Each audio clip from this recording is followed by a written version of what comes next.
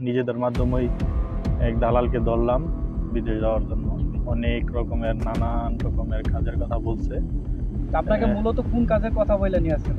মূলত আমাকে বলছিল যে মক্কায় আবাসিক হোটেলে আমাকে দিবে 1500 টাকা স্যালারি, আবাসে কাফেলা টাফেলা করে নিবে, সব কিছু করে ওকে ফাইন করে নিবে, কিন্তু হয় নাই।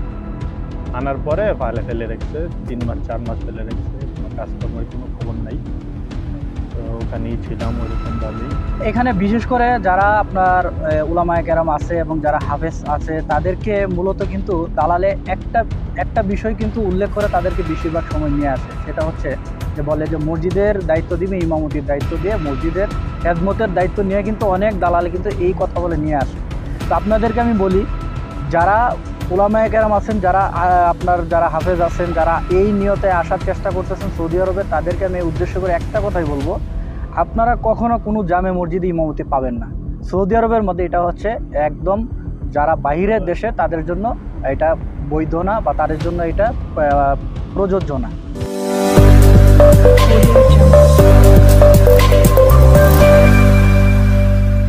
হ্যালো ভিউয়ার্স, আসসালামু আলাইকুম। তো আমি কাউসার আহমেদ আপনাদের সামনে আবারও চলে আসলাম নতুন আরেকটি ভিডিও নিয়ে। তো দীর্ঘদিন আপনাদের মাঝে আমি ভিডিও সামনে আসতেছি না। আপনাদের মাঝে না আসার কারণ হচ্ছে যে আমার ব্যস্ততার কারণে আপনাদের সামনে আমি আসতে পারতেছি না, তো তার জন্য আমি আন্তরিকভাবে দুঃখিত। তো ভিউয়ার্স, আমার যারা সাপোর্টার আছেন আশা করি তারা সবসময় থাকবেন, আমার পাশে সবসময় থাকবেন। ভিডিও কম ছাড়ি বা বেশি ছাড়ি, যারা থাকার তারা সবসময় থাকবেন আমার পাশে। তবে আজকের ভিডিওটি হচ্ছে একটু ব্যতিক্রমমুখী একটা ভিডিও আমি আপনাদের সামনে আজকে উপস্থাপন করব। যে ভিডিওটা আপনারা কখনো অনেকে এই এরকম ভিডিও কখনো কেউ দেখেন নাই, তো এরকম কিছু বাস্তবতা আপনাদের সামনে তুলে ধরবো। তো ভিউয়ার্স, আমি এখন বর্তমানে সৌদি আরবে রিয়াদের মধ্যেই আছি। তো একটা কোম্পানিতে, প্রাইভেট কোম্পানিতে জব করি। তো এখানে আমার অনেকের সাথে পরিচয় হলো, দেখা হলো। তো আমার সাথে আরেকজন আছে, সে হচ্ছে আমার রুমমেট, তার নাম হচ্ছে মাওলানা ওমর ফারুক ভাই। তো সে হচ্ছে একজন আলেম, তো সে বাংলাদেশের মধ্যে একজন শিক্ষকতা করতো মাদ্রাসার মধ্যে, এবং ইমামতি করতো, এবং একটা ভালো একটা সম্মানজনক স্থানে ছিল। উনি বাংলাদেশ থেকে সৌদি আরবে আসে বেশি দিন হয় নাই। তো আমি আপনাদেরকে পূর্বে কিছু ভিডিও দিয়েছিলাম যে যারা আসতেছে, যাদের অবস্থান বিষয় কি বিষয় আসতেছে এবং কি কোয়ালিটি বিষয় আসে, তারা বিভিন্নভাবে কি পরিস্থিতি হচ্ছে, এই বিষয়ে কিন্তু আপনাদেরকে আমি আগে ভিডিও দিয়েছি। তো এখন ওই সেম ক্যাটাগরির বিষয়তে আসছিল আমাদের মাওলানা ওমর ফারুক ভাই, আয়শা এই অবস্থাতে পড়ছিল। যাই হোক, অবশেষে পড়ার পরে এখন সে আপনার এখানে আমাদের সাথে এই কোম্পানিতে চাকরি করতেছে। তো তার বিষয়টা আপনাদেরকে সামনে আমি উপস্থাপন করব, তাকে প্রশ্ন করব, তাকে দালালে কি কাজের কথা বলে নিয়ে আসছিল এবং কি কাজ দিছে এবং কি তার সাথে কি ঘটছে, সম্পূর্ণ বিষয় তার মুখ থেকে আমরা শুনি। তো চলুন কথা না বাড়িয়ে আমরা ওমর ফারুক ভাইয়ের সাথে কথা বলি। আসসালামু আলাইকুম ওমর ফারুক ভাই, কেমন আছেন? ওয়ালাইকুম সালাম রহমতুল্লাহ, আলহামদুলিল্লাহ অনেক ভালো আছি। তো এখন বর্তমানে আপনি ভাই কোথায় অবস্থান করছেন একটু বলেন তো। বর্তমানে আমি তো এখন আছি রিয়াদ, বুসাইরা নামক একটি এলাকা। আচ্ছা আচ্ছা, ওইখানে আছি। ভাই আপনি দেশে আগে কি করতেন এবং আপনার পড়াশোনা কি একটু বলেন। দেশে আমি মাদ্রাসা লেখাপড়া করছি, দাওরা পাস করছি, করার পরে মাদ্রাসায় চাকরি করতাম। 2-3 বছর চাকরি করে পরে ভাবলাম যে আসলে এই টাকা দিয়ে তো হয় না, বিদেশে যাই। তারপর এক দালাল বা নিজেদের মাধ্যমেই এক দালালকে ধরলাম বিদেশ যাওয়ার জন্য। অনেক রকমের নানান রকমের কাজের কথা বলছে।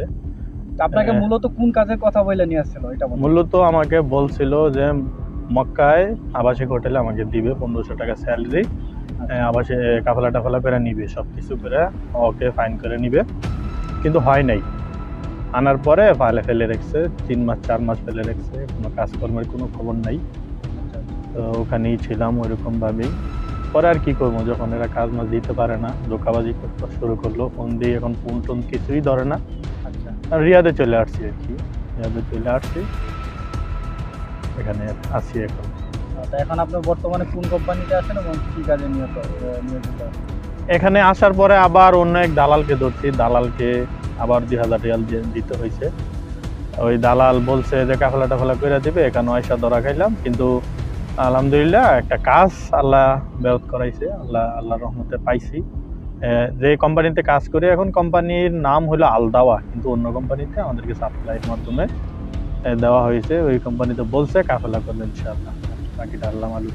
আচ্ছা, তো এখন আপনার এখানে আমার দর্শকেরা অনেক একটা প্রশ্ন করতে পারে, একটা ভিন্নমুখী প্রশ্ন, সেই প্রশ্নটা তুলতে পারে। যেটা আমি সম্ভাবনা একটা প্রশ্ন আপনার সামনে তুলে ধরতেছি, এটা সেটা হইতেছে যে বিশেষ করে বিদেশে প্রবাসী মাটিতে তো আলেম ওলামারা কমই আসে প্রবাসের মধ্যে যারা কাজকর্ম করছে। তো আপনার কোন ক্ষেত্রে বা কোনভাবে এই বিষয়টা একটু পরিষ্কার তুলে ধরেন যে আপনি কেন আসছেন, কী কারণে, বিস্তারিত বলেন।